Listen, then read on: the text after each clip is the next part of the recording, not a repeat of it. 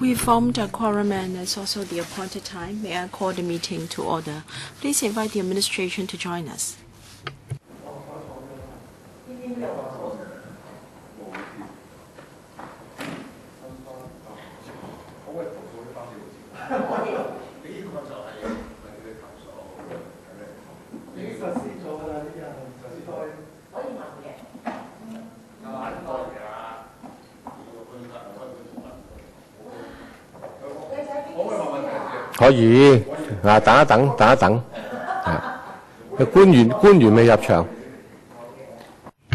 The officials have yet to come in.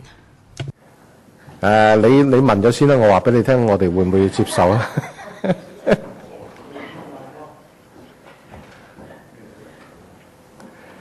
？OK， 我哋歡。Let us welcome the following officials to the meeting. We have Mr. Andy Chen, Deputy Secretary for Transport and Housing. Ms. Michelle Lee, Deputy Commissioner from the Transport Department, and Ms. Irene Ho, Assistant Commissioner, as well as Ms. Crystal Yip, PAS for Secretary for Transport and Housing, Mr. Frida Chen, Principal Transport Officer, and Mr. Patrick Ng, Chief Transport Officer. Both are responsible for bus and railway from the Transport Department. Deputy Secretary, good afternoon, Chairman. Members asked whether everything about buses can be discussed. I think so, so long as members will be kind to me. And let me give you the background of today's discussion. I understand that many members here have experience with district boards and district boards. A consultation of district boards know best about the community. Every year, bus companies will give their bus plans to us, and every year we'll go to district boards and they have their own bus development plans, and we discuss with the district councils incorporating views from them. So they will adjust their programs. Lately, we have done two things. 3 years ago, the Chief Executive, in his policy address, he stated that a broader view should be adopted for the bus routes so that more people can benefit, and that should not be taken into account by way of 18 districts, but in a broader sense, because the routes will traverse different districts. So this procedure has been done, something that is added on. And secondly, there are more lines for the railways. In 2014, December, the West Line was opened, and the South Island Line has also been inaugurated. So bus routes have to be adjusted because the population would like to take the railways more. So now we will have to look at the actual use of the buses when it is only when the buses are not so fully utilized that we will need to rationalize the bus routes. For this, you can see from the document there are route changes to about 100 routes. This is due to the alignment with the opening of the West Line and also the South Island Line. This is not done simply by truncating the routes. It is more tricky than that. Our basic consideration is for those routes that are underutilized, buses should be transferred to busy routes. But the thing is, how do you do that in detail? How do you arrange so that everybody would meet its needs? And of course, district council members have their own considerations. But for the buses themselves, they have to also look at it in a broader manner. So there has to be a balance struck.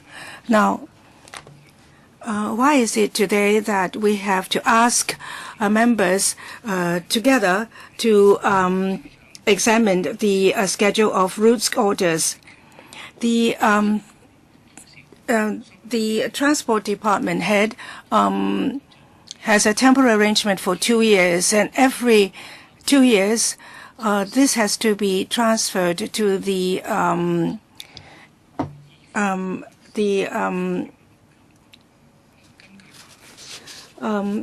executive council, and this executive council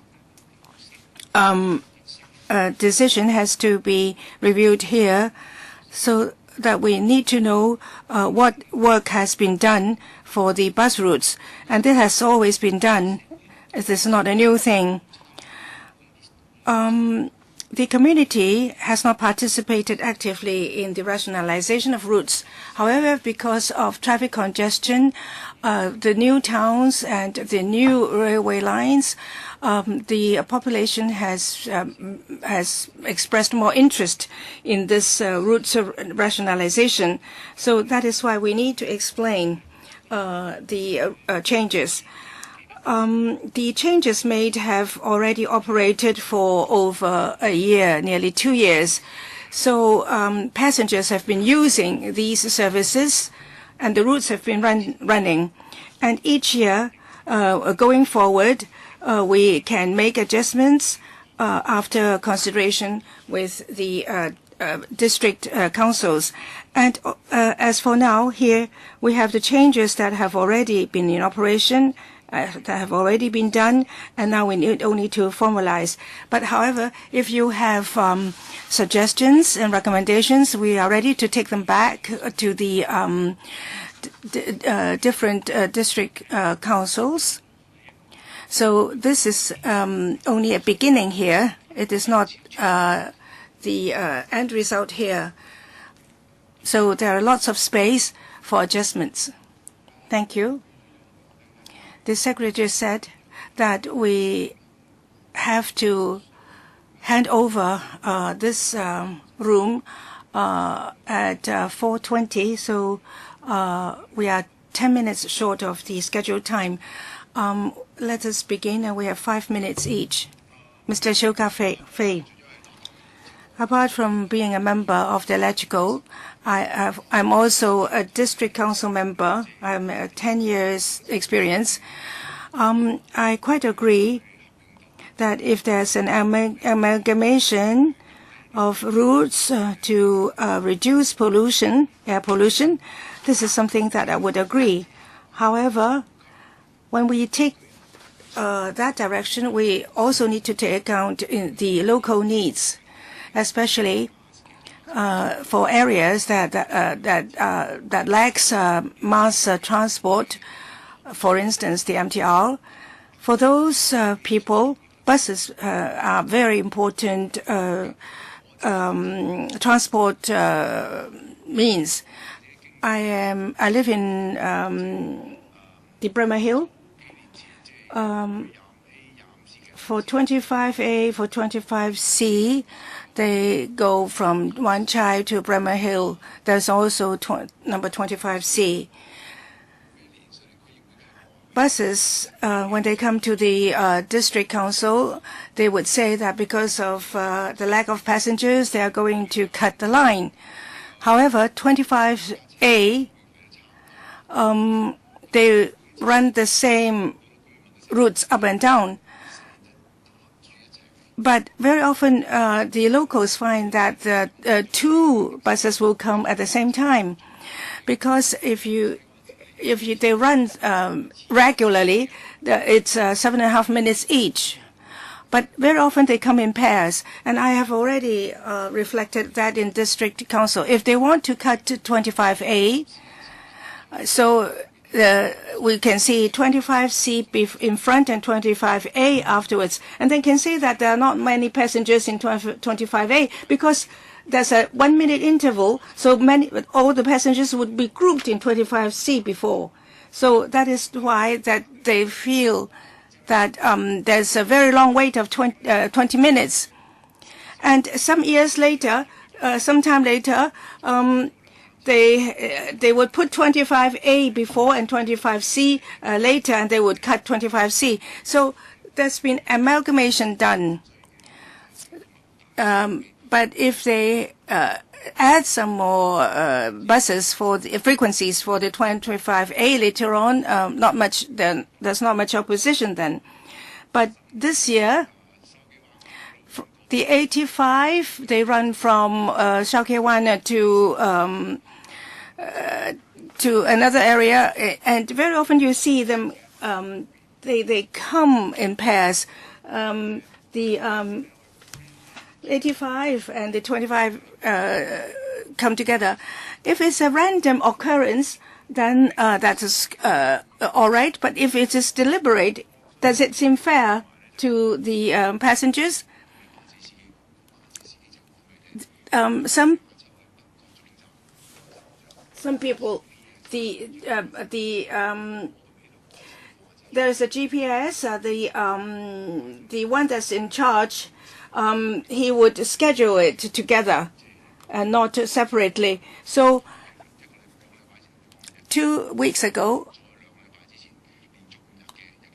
you have to give us the report of what happened in the space of 2 weeks for the scheduling of the number 27 and number 85. I feel that if it is true that there are not many passengers for one line, you can cut it. However, if they have to wait 20 minutes with 20 minutes for one bus, do you think that is fair for the passengers? And it is very often the case, such long waits. I will soon have this report. Would you like to have an answer? Let me add, for the Transport Department, in the district councils, the Transport Department has always been a target of criticisms. There is Doris Wong in the district council, and you can see, you can learn from her. When they criticize the Taiwan, very often they don't criticize Doris C., the official. Thank you. It is very clear. The bus company would run buses in accordance with the schedules. Very often, on the island side, some traffic conditions will lead to a late arrival of buses at the late departure. And we are much concerned with the effect of traffic conditions on the scheduling of the frequencies. And bus companies cannot run buses in contrary to the schedules of frequencies. I think that such tricks should not be played. Tanya Chen, I also support the establishment of the subcommittee to examine the matter. We also can understand that the railway is the core of our transportation, and buses and minibuses play a complementary role. However, there are problems that can crop up. The South Island line is now running, but experience from the West line, there is an experience of very rapid rationalization of minibuses. That was too rapid. Now, here for the South Island line, it is only after the Chinese New Year that rationalization will be considered, and so that will be done towards the end of the month. We can see some problems very often when railway line is inaugurated. If a bus has the same terminal points as the railway line, you cut the bus route without taking into consideration the stops that they are serving in between.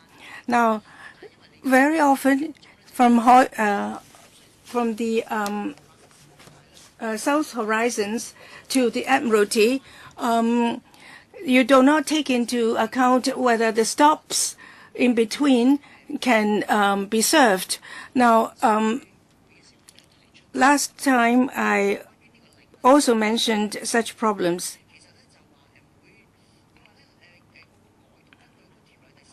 According to Section 15, the validity period is 24 months, and that will need a formalization by a new order. Mr. Chen also mentioned he mentioned that many routes have been running for almost 2 years. Now, I would like to know are these routes under a regular review? Whether these routes are appropriate?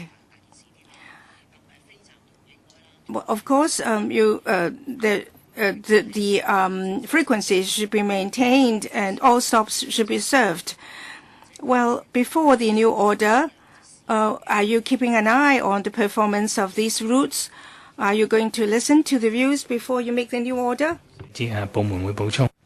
I'll talk about the policies, and then the department will talk about the details. I thank Ms. Chen for your approval for our supporting measures with the commissioning of the SIL. Now, of course, we cannot guarantee that not even a single passenger will be affected by our service adjustment. Ms. Chen asked whether prior to the confirmation of the schedule and how will we deal with views from the public. I think this happens quite frequently. As the first tier, we go to consult district councils every year. Now, we started the discussion in the beginning of the year until the end, and then we do it all over again. It's a non-stop process. So as a matter of formality, we have to come back to board the council, and if members trust have faith in district councils, there is no need to come back to the council every time. But if any member of your political parties have any views on any particular route, do let us know, and then we can review it. Commissioner will monitor the bus routes regardless of whether it is in the schedule of routes or not. The Commission has approved the alignment and also the service standards, and they have to be complied with. And come next week, there may be some special events, and then has to be changes in bus services. So you don't have to worry that that it is permanent.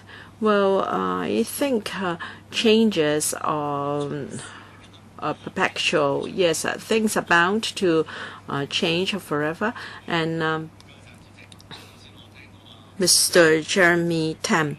So, Mr. Chen, you just said that anyone from our party or anyone from the community, if they have any views on bus services, we need only to approach the department and they will pay heed. And I'm serious.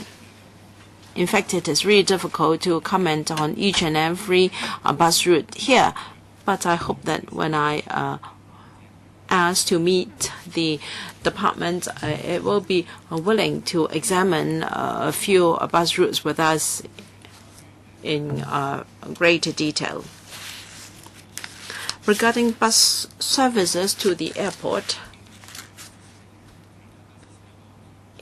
routes are different from other routes in that they allow baggage at peak traveling times.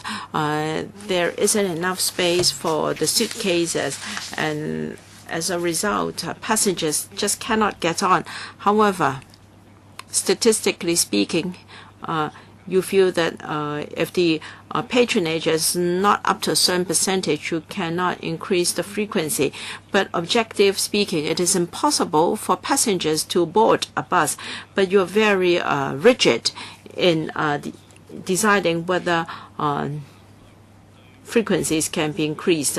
Now, for airport routes, can you be more flexible with the patronage threshold beyond which there can be increased frequency? All right, I'll comment on the policy. I thank Mr. Tam for your views because you are really an expert in the operation of our airport. Airport buses has got luggage racks. If the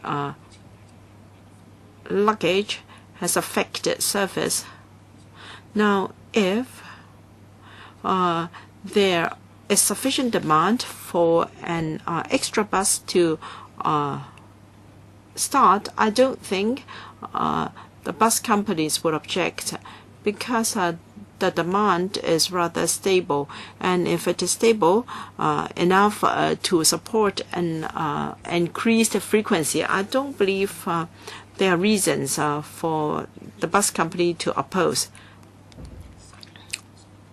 We count the number of passengers on a bus at the busiest time. So our surveys are done very meticulously. We ask our people to do the counting on board a bus in particular. So we will pay particular attention to the situation referred to. There are both A routes and E routes going to the airport. So for individual A routes, there may be the problem. But if you look at our table, in the past 5 years, there are 5 improvements to bus routes, A bus routes from Tinshui, Yunnan, and Hongshui. There are new A routes. So we we constantly monitor the demand. When demand warrants, we will increase frequency, and we will also discuss with staff at the airport. Yes, when we do our survey, we will see whether luggage has taken up too much space, leading us to think that the bus is already full. There was S56 operating in Tongchong a few years back. At the T&T committee of the relevant DC, I said the same thing. But back then, the transport department was so rigid, I'm sorry to say that. I was told that the patronage was not high, and therefore frequency could not be increased. I still have the correspondences. If you're interested, I can show you the letters. S56, yes, S56 frequency was enhanced later. But when I first put forward the request, that was the reply I got. The patronage was such that the threshold was not reached, and therefore frequency could not be enhanced.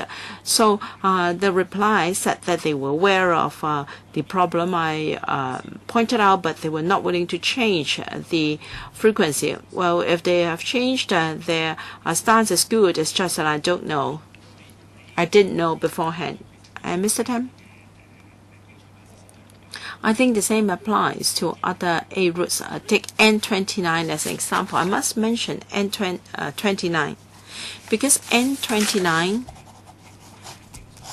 is frequently patronized by staff that have to go to a night shift at the airport. It goes to Kwun Tong Road and then Wong Tai Sin Lower Estate. I was told that some could not board the bus even in Kwun Tong, and this is particularly so during the summer vacation because many cheap flights depart late at night. Yes, the TD did a little bit. They add N29.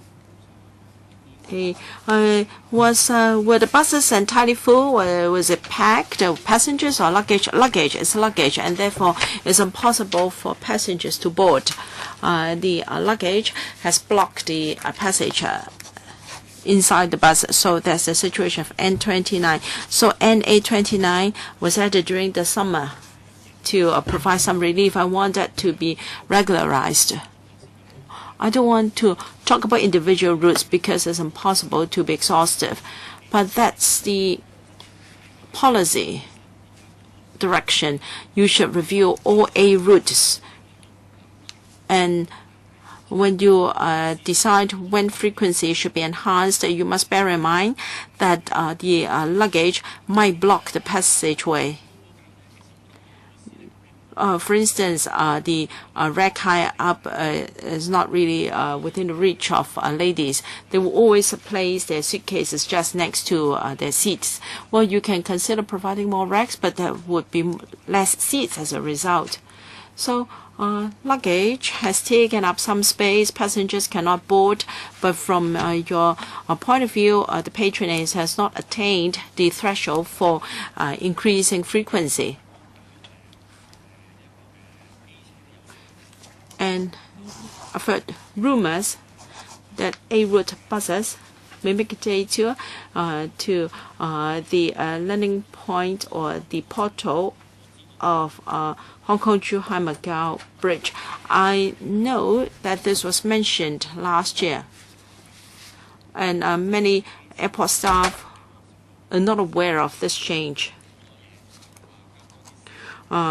When we at the subcommittee on 3-hour airs, we were told that AA would do a lot of things. There would be more shuttle services so that people will be more willing to work at the airport. But this day tour will prolong the journey for 10 minutes or so. So I'd like to know whether there is indeed a plan to do so. Yes, we discussed this change in the last term, and there were views opposing this plan. But you have not come back to tell us your final plan. Are you ready to tell us now? Yes, we did mention to LegCo that all A routes would make a day tour to the Hong Kong-Zhuhai-Macau Bridge border point. In fact, all A routes will have enhanced frequency. So there are pros and cons. Yes, you are worried about a longer journey time, but the frequency will also be enhanced. And we are now gauging the views of different sectors, and we are reviewing the plan. We will consult both district councils and airport staff. What will be the delay in journey time? We're still working on it. Perhaps my colleague Ms. Ho can take this question. When the new network is completed, take the Tuen Mun Chek Lam Kok Highway southern section. The extra journey time will be 5 minutes. However, the return journey time will even be shorter. The return trip will be shorter. But as said by the Deputy Commissioner, we're reviewing the situation. What about those that would go through Chiang Mai Bridge? There is a northern Lantau link going to Hong Kong-Zhuhai-Macau Bridge. It will even be faster. There is no need to go into Dong Chong. So although there will be a day tour, but there is also some saving in journey time. and the network would also be enhanced. So there are some merits. We'll keep a close eye on the development, Mr. Tam. In fact, I share your views. Workers at the airport reflected their objection to this plan because they think that even if you have increased the frequency, it doesn't help much because the journey time will be longer. So we can only make a comparison later. Ms. Tanya Chen. Yes, I'd like to ask a railway-related question.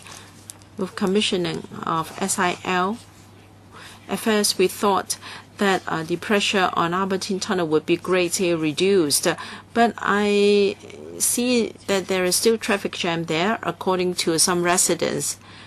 And of course, the intermittent closure of the tunnel may be less frequent in the morning, but the tunnel may not be able to serve all the residents. For myself, if I have to go to Tsim Sha Tsui, well, of course, I take the MTR. You board a train at Admiralty to Central and then go to Tsim Sha Tsui. Otherwise, you cannot really board a train. But as said by Mr. Jeremy Tam, because the MTR is so congested, people may rather use buses. So will you keep an eye on the situation, or will you review your policy? You should not just use the railway as the backbone of public transport. I may have digressed a little bit, but there will be more railway links to be completed sooner or later. So how will you closely monitor the two modes of public transport? Because I'm worried that once some routes are cut, it is impossible for them to be reinstalled. Because even with SIL, the patronage may even be longer and may even be bigger. Not all residents like to ride the MTR. And because MTR trains are so congested, some people may opt for buses instead. So what is the administration's view of the overall policy? Thank you, Ms. Chen. This is an excellent question, how we can implement government's policy of using railway as our backbone of public transport. We're going to publish a report in the middle of this year, and then you will see the full picture. We have 7 modes of public transport in Hong Kong, including the railway. So how are we going, how do we position the other 6 modes of public transport? The bus doesn't not only serve to interconnect, it is part of the mass transport, because it is the mass transport on the roads, whereas the MTR is underground. Of course, there should serve as a feeder for the railway. However, the bus interconnects different districts, and very often it has the advantage that you do not need to interchange. And for those who work once on a bus, they can rest on the bus, even though they may spend 15 minutes more. So the buses play an indispensable role. And there are also other means of transport. They also interconnect. They also they are not really that essential. And there are overlapping for the buses and the railway lines with respect to the routes. However, even if we develop railway in a big way, buses still play a very essential role. But we need to have more flexibility. For the buses,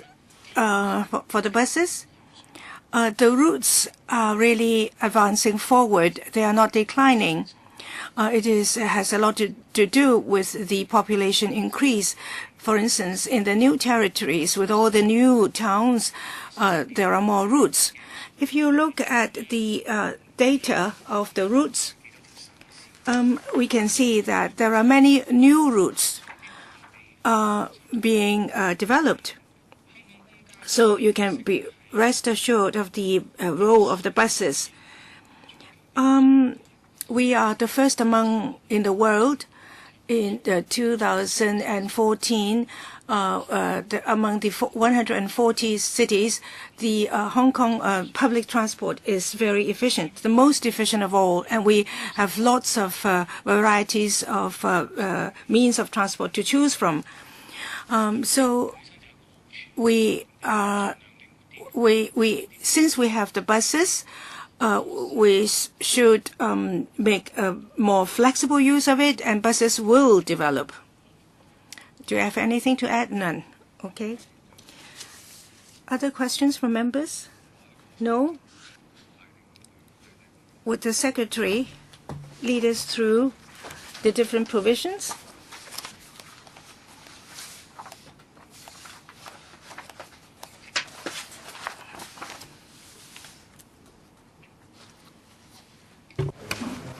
因為都牽涉到有Since we have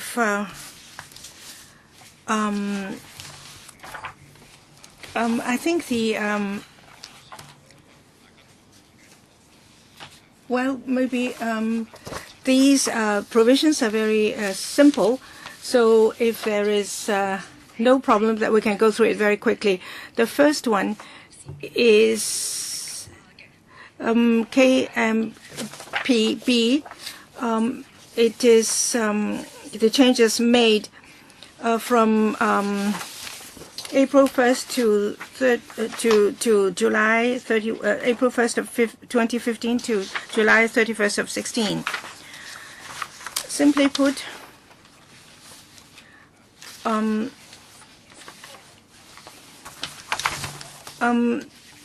so there is details in the document itself, and the original order is being repealed. So it is a new date to formalize the changes made. Do you have any specific comments? No? Then there's no amendment. So that will be the same for the other 5 LNs. So we don't need to spend time on those remaining ones. The legal advisor, anything to add? None. Well, as agreed at the last meeting, for the I will, on tomorrow's council meeting on the 15th of 2nd, I will motion that the scrutiny will be extended to 22nd of March. For the new schedule, I will make a report to the House Committee on the 24th of 2nd. I believe that there's no amendments. If there are any amendments, it has to be made before 15th of March. And this new schedule of routes orders would be scrutinized on the 22nd of March. Any other business? None. The meeting is adjourned.